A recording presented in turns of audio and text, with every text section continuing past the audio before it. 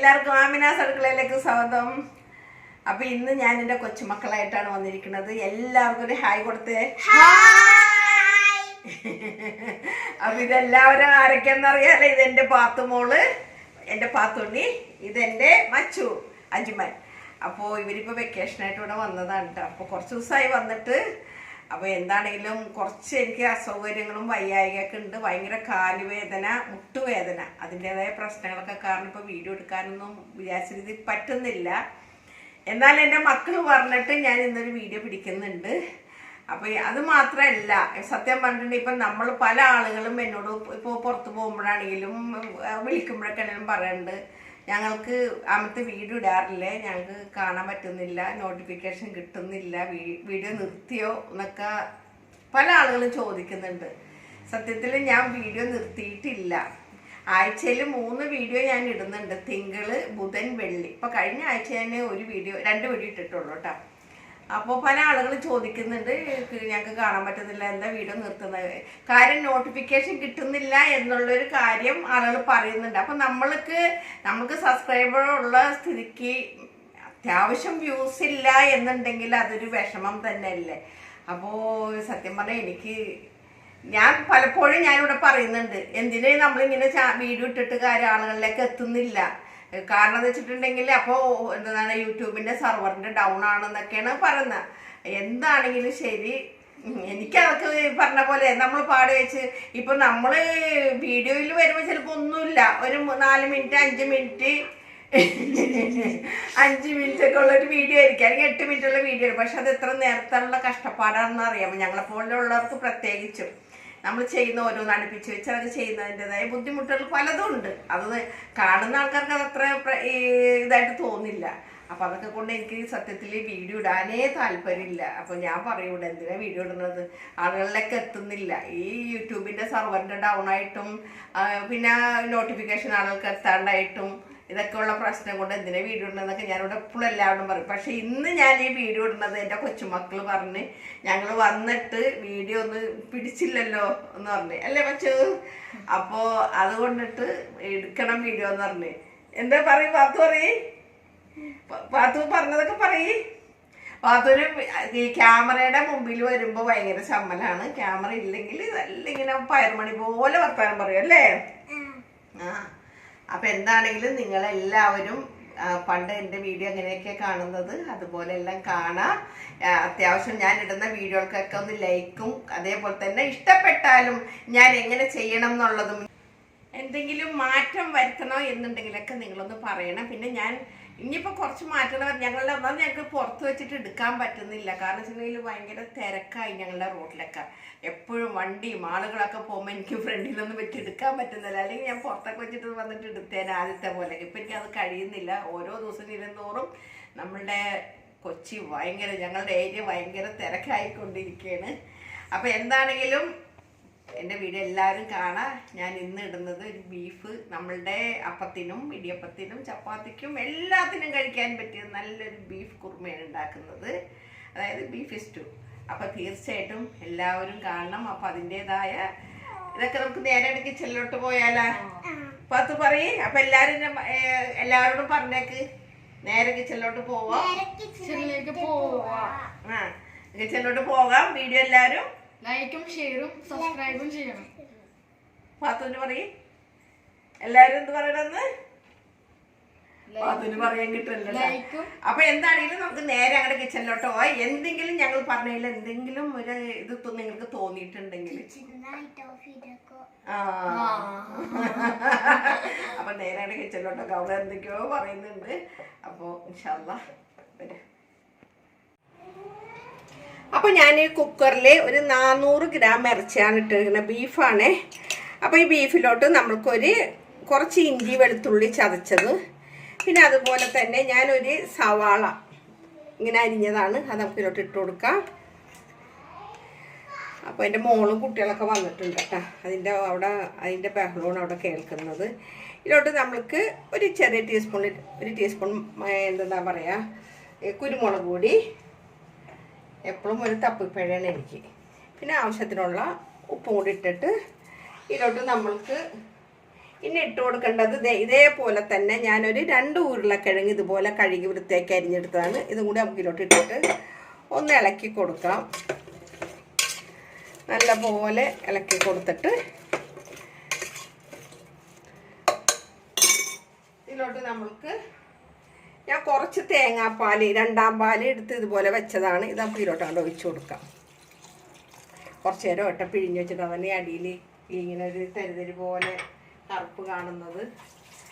എന്നിട്ട് നമുക്ക് വീണ്ടും ഒന്ന് മിക്സ് ചെയ്തതിന് ശേഷം നമുക്കിതൊന്ന് അടച്ച് വേവിക്കണം. അപ്പോൾ ലേശം വെള്ളം പോലെ തോന്നും. ഞാനപ്പോൾ ഒരു വിസിൽ കഴിഞ്ഞിട്ട് ഞാനൊന്ന് സിമ്മിലിട്ടിട്ട് ഞാനൊരു 6 വിസിലടിക്കണ വരെ വെക്കും. കാരണം ഉരുളക്കിഴങ്ങ് ഇത്തിരി വെന്ത് പോയാലും നമുക്ക് പ്രശ്നമില്ല. അപ്പോൾ നമുക്കിതൊന്ന് അടച്ച് വെക്കാം. അപ്പോൾ ഇത് അടച്ച് വെച്ചിട്ടുണ്ട്. അപ്പോൾ ഇതിന് മുമ്പ് ഞാൻ ഗ്യാസ് ഒന്ന് കത്തിച്ചേക്കാം കേട്ടോ. ഞാൻ ലാസ്റ്റ് കത്തിക്കാൻ വെച്ചിട്ടായിരുന്നു. അപ്പോൾ നമ്മുടെ ഗ്യാസും കത്തിച്ചിട്ടുണ്ട്. അപ്പോൾ ഇത് വെന്ത് വരട്ടെ. അപ്പം നമ്മളുടെ ആവിയൊക്കെ പോയിട്ടുണ്ട് കേട്ടോ കുക്കറിൻ്റെ. നമ്മളുടെ ഇതൊന്ന് തുറന്ന് നോക്കിയിട്ട് അതെ ഉരുളക്കിഴങ്ങൊക്കെ അത്യാവശ്യം ഉടഞ്ഞിട്ടുണ്ട്. നമ്മളുടെ ബീഫും നല്ലപോലെ വെന്തിട്ടുണ്ട്. അപ്പം നമുക്കിതൊന്ന് മാറ്റി വയ്ക്കാം. അപ്പം ഞാനിവിടെ ഒരു പാൻ അടുപ്പത്ത് വെച്ചിട്ടുണ്ട്. നമുക്കൊന്ന് ഗ്യാസൊക്കെ ഒന്ന് കത്തിക്കാം. അപ്പം ഗ്യാസൊക്കെ ഒന്ന് കത്തിച്ചിട്ടുണ്ട്. പാൻ ഒന്ന് ചൂടായിട്ട് വരട്ടെ.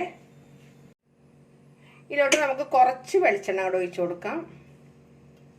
കുറച്ച് വെളിച്ചെണ്ണ ഒഴിച്ചിട്ടുള്ളൂ. ഈ വെളിച്ചെണ്ണ ഒന്ന് ചൂടായിട്ട് വരട്ടെ. അപ്പോൾ വെളിച്ചെണ്ണ ചൂടായിട്ടുണ്ടെങ്കിലായിട്ട് നമുക്ക് ഒരു 3 ഏലക്കായും 3 കരയാമ്പും 2 ചെറിയ പട്ടയും കൂടി ഇട്ട് കൊടുത്തിട്ടുണ്ട്. അപ്പോൾ ഇതൊന്ന് മൂത്ത് വരട്ടെ. ഇത് കിടന്ന് മൂത്ത് വരുമ്പോഴേക്കും ഞാൻ ഒരു സവാളയും കൂടി, അത്യാവശ്യം വലിപ്പമുള്ളൊരു സവാളയായിരുന്നു, അതുകൂടെ നമുക്ക് ഇതിലോട്ട് ഇട്ട് കൊടുക്കാം. കഴുകി വൃത്തിയാക്കിയ സവാളയായിരുന്നേ. അപ്പോൾ അത് ഇതിൽ കിടന്നിട്ട് ഒന്ന് വാടി വരണം. അതുപോലെ തന്നെ ഇതിലേക്ക് ഒരു നേരത്തെ ചതച്ച ഇഞ്ചി വെളുത്തുള്ളി ഇട്ട ബാക്കിയും കൂടി ഞാൻ അതിലോട്ട് ഇട്ട് കൊടുക്കുകയാണ്. അപ്പോൾ കുറച്ച് നമ്മൾ വേവിച്ചപ്പോൾ ഇട്ടിട്ടുണ്ടായിരുന്നു. ബാക്കിയും കൂടി ഇട്ടിട്ട് ഇത് മീൻ കിടന്നിട്ട് ഒന്ന് വാടി വരട്ടെ. നല്ലപോലെ പച്ചക്കുത്ത് മാറുന്ന വരെ ഇതൊന്ന് വാടി വരണം. അപ്പം ഇത് ഇതുപോലെ ഒത്തിരി ഇങ്ങനെ ഗോൾഡൻ കളറൊന്നും ആവണ്ട. ഇതിലോട്ട് നമുക്ക് ഒരു തണ്ട് കറിവേപ്പിലയും അതുപോലെ തന്നെ ഞാനൊരു ഇടത്തരം 3 പച്ചമുളക് എടുത്തതായിരുന്നു. ഇതുപോലെ കീറിയതാണ്. അപ്പോൾ എരിവൊക്കെ ഓരോരുത്തരുടെ പാകത്തിനെടുത്തോ. അപ്പോൾ അതും ഞാൻ ഇതിലിട്ടിട്ട്, അപ്പോൾ ഇത് നമ്മൾ ബീഫ് വേവിച്ചപ്പോൾ ഞാൻ ഇടാതിരുന്നത് അതൊന്ന് കുഴഞ്ഞു പോവാതിരിക്കാനാണ്. പച്ചമുളക് ഇന്നത് കാണുന്നതാണ് കുറച്ചും കൂടി നല്ലത്, കുഴഞ്ഞു പോകുന്നതിനേക്കാളും നല്ലത്. അപ്പോൾ ഇത് വീണ്ടും ഇതിൽ കിടന്നിട്ട് ഒന്ന് വാടി വരണം. അപ്പോൾ ഇതുപോലെ വാടിയിട്ടുണ്ട്.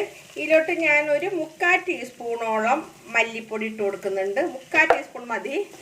പിന്നെ അതുപോലെ തന്നെ വീണ്ടും ഞാനൊരു ടീസ്പൂണോളം കൂടി കുരുമുളക് പൊടി ഇട്ട് കൊടുക്കുന്നുണ്ട്. എന്നിട്ട് ഇത് കിടന്നൊന്നും കൂടി ശരിയായിട്ട് ഇനി ഇതിലോട്ട് നമ്മൾ എടുത്ത് വെച്ചിരിക്കുന്ന ഈ വേവിച്ച് വെച്ചിരിക്കുന്ന ഈ ബീഫ് ഇതിലോട്ട് അങ്ങോട്ട് ഇട്ട് കൊടുക്കാം.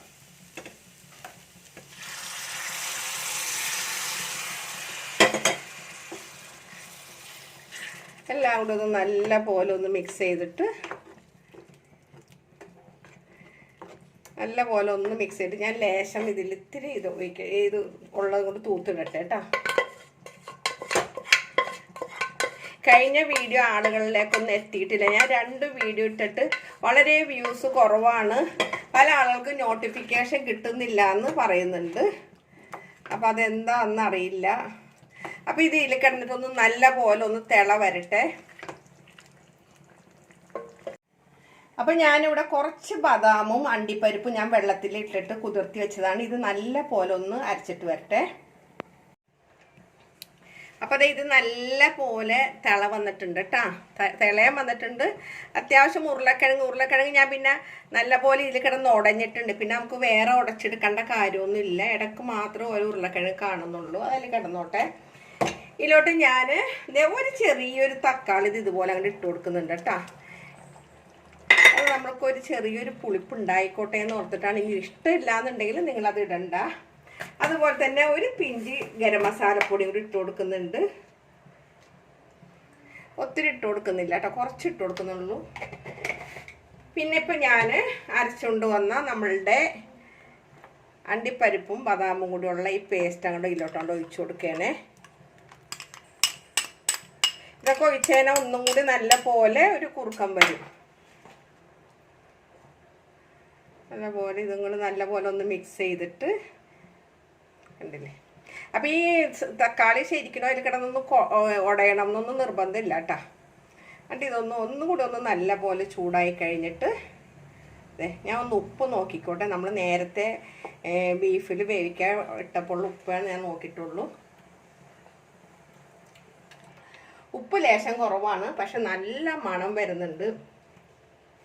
എൻ്റെ മോളുടെ കുട്ടി മച്ചു വന്നിട്ട് പറയുന്നുണ്ട് നല്ല മണം അവിടെ വരെ നമ്മുടെ ഗസ്റ്റ് റൂം വരെ വരുന്നുണ്ടെന്ന് പറയുന്നുണ്ട്.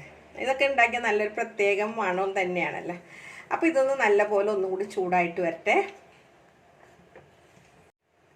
അപ്പോൾ ഇതിൻ്റെ നമുക്ക് ഫസ്റ്റ് കട്ടിപ്പാൽ അങ്ങോട്ട് ഒഴിച്ചു കൊടുക്കാം. ഇനി ഇത് ഇളക്കേണ്ട കാര്യം തിളക്കേണ്ട കാര്യമില്ല, ഇളക്കേണ്ട കാര്യമില്ലെന്ന് പറഞ്ഞാൽ തിളക്കേണ്ട കാര്യമില്ല. അപ്പോൾ ഇതിലോട്ട് ഞാൻ കുറച്ച് മല്ലിയില അങ്ങോട്ട് ഇട്ട് കൊടുക്കുകയാണ്. മല്ലിയിലയുടെ ടേസ്റ്റ് ഇഷ്ടമില്ലെങ്കിൽ ഇട്ട് കൊടുക്കണ്ട, പക്ഷെ മല്ലിയിലയും കൂടി ഇട്ട് കൊടുക്കുമ്പോഴാണ് ഇതിനൊരു പ്രത്യേക ടേസ്റ്റ് വരുന്നത്. അപ്പോൾ ഒന്ന് ജസ്റ്റ് ഇങ്ങനെ ഒന്ന് ഇളക്കി ഒന്ന് ചൂടായാൽ മതി കേട്ടോ, അല്ലെങ്കിൽ പിരിഞ്ഞു പോകും. അത് പ്രത്യേകം ശ്രദ്ധിക്കുക. ഞാൻ ക്രിസ്മസ് ആയിട്ട് ഒന്നും അങ്ങനെ കാര്യമായിട്ട് ഒന്നും ഉണ്ടാക്കിയില്ല, കാരണം വ്യൂസ് വളരെ കുറവ്. അപ്പോൾ പല ആളുകളും പറഞ്ഞ് നോട്ടിഫിക്കേഷൻ കിട്ടുന്നില്ല, ഞങ്ങൾക്ക് അറിയാൻ പറ്റില്ല, ഞങ്ങൾ നോക്കിയെങ്കിൽ മാത്രം വരുന്നുള്ളൂ, എന്താണെന്നറിയില്ല. അപ്പോൾ അതുകൊണ്ടിട്ട് ഞാൻ വീഡിയോസ് ഇപ്പോൾ ഇടുന്നില്ലായിരുന്നു. അപ്പോൾ എന്താണെങ്കിലും ഇത് നല്ലപോലെ ചൂടായിട്ടുണ്ട്, നമുക്ക് ഇതിൽ നിന്ന് അങ്ങോട്ട് മാറ്റി വയ്ക്കാം. അപ്പോൾ ഇതിലോട്ട് ഞാനൊരു ടീസ്പൂണോളം നെയ്യാണ് ഒഴിച്ചു കൊടുക്കുന്നത്. നിങ്ങൾക്ക് വെളിച്ചെണ്ണ തന്നെ മതി എന്നുണ്ടെങ്കിൽ വെളിച്ചെണ്ണ ഒഴിച്ചാൽ മതി. ഞാൻ ഒരു ടീസ്പൂണോളം നെയ്യാണ് ഒഴിക്കുന്നത്. അപ്പോൾ ഇതിലോട്ട് ഞാൻ കുറച്ച് എണ്ണ തീയൊന്ന് കുറച്ച് വെച്ചിരിക്കുന്നത് ഇതുപോലെ കിസ്മസ് ഇട്ട് കൊടുക്കുകയാണ്. കിസ്മസ് സോറി, അണ്ടിപ്പരിപ്പ്. അയ്യോ എന്ത് പറയാനാണ്. അപ്പോൾ ഇതിൽ കുറച്ച് അണ്ടിപ്പരിപ്പ് ഇട്ട് കൊടുക്കുകയാണ്. എപ്പോഴും ഞാൻ പറയണതൊക്കെ തിരിച്ചാണ് പറയുക. അതുപോലെ തന്നെ കുറച്ച് ചുമന്നുള്ളിയും കൂടി കനം കുറഞ്ഞ അരിഞ്ഞതാണ്. ആൾക്കാർ പറയരുത് കേട്ടോ ക്രിസ്മസ് എന്ന് പറഞ്ഞാൽ അണ്ടിപ്പരിപ്പാണ് ഇട്ടേന്ന്. അബദ്ധങ്ങളെല്ലാവർക്കും പറ്റും, വാക്കുകളും പല ആൾക്കാർക്കും മാറ്റങ്ങളൊക്കെ വരും. അതൊക്കെ നമ്മളൊന്ന് പ്രായമായ ആളല്ലേ, അപ്പം അതിൻ്റേതായ കുറേ പ്രശ്നങ്ങളൊക്കെ ഉണ്ടാവും, വിട്ടുപോകും. അപ്പോൾ ഇതിൽ കിടന്നിട്ട് ഒന്ന് നല്ല പോലെ ഒന്ന് മൊരിഞ്ഞ് വരട്ടെ. ആ കൂട്ടത്തിൽ തന്നെ നമുക്ക് വീണ്ടും ഒരു തണ്ട് കറിവേപ്പില കൂടെ ഇട്ട് കൊടുത്തേക്കാം. കറിവേപ്പില ഇല്ലാത്ത എന്ത് കറി, കറിവേപ്പില ഇത് കൂടുതൽ ഇട്ടെന്ന് വെച്ചിട്ട് കുഴപ്പമൊന്നുമില്ല. അപ്പോൾ ഇതിൽ കിടന്ന് നല്ല പോലെ ഒന്ന് മൊരിഞ്ഞ് വരട്ടെ. അപ്പം നമ്മളുടെ അണ്ടിപ്പരിപ്പും എന്താ ഉള്ളിയൊക്കെ നല്ല പോലെ മൊരിഞ്ഞുകൊണ്ട് വീണ്ടും എൻ്റെ നാവിൽ ക്രിസ്മസ് എന്നാണ് വരുന്നത്. അപ്പോൾ ഇത് നല്ല പോലെ ആ ഉള്ളിയും കൂടി ഒന്ന് മൊരിഞ്ഞ് വരട്ടെ കേട്ടോ. അപ്പോൾ ഇത് മൊരിഞ്ഞിട്ടുണ്ട്, ഞാൻ ഗ്യാസ് അങ്ങോട്ട് ഓഫ് ചെയ്തിട്ടുണ്ട്. നമ്മളിതേ ഇതിലോട്ട് അങ്ങോട്ട് ഒഴിച്ചു കൊടുക്കുകയാണ്. ഒഴിച്ചിട്ട് ഞാൻ വേഗം ഇതൊന്ന് മൂടി വെക്കട്ടെ.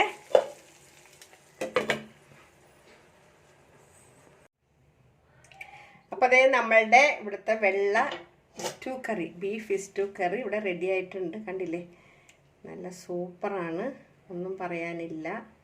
ഇതുപോലെ എല്ലാവരും ഒന്ന് ഈ രീതിയിലൊന്ന് ട്രൈ ചെയ്ത് നോക്കിയിട്ട് അഭിപ്രായങ്ങളെല്ലാം കമൻറ്റ് ബോക്സിൽ ഇടാൻ മറക്കരുത് കേട്ടോ.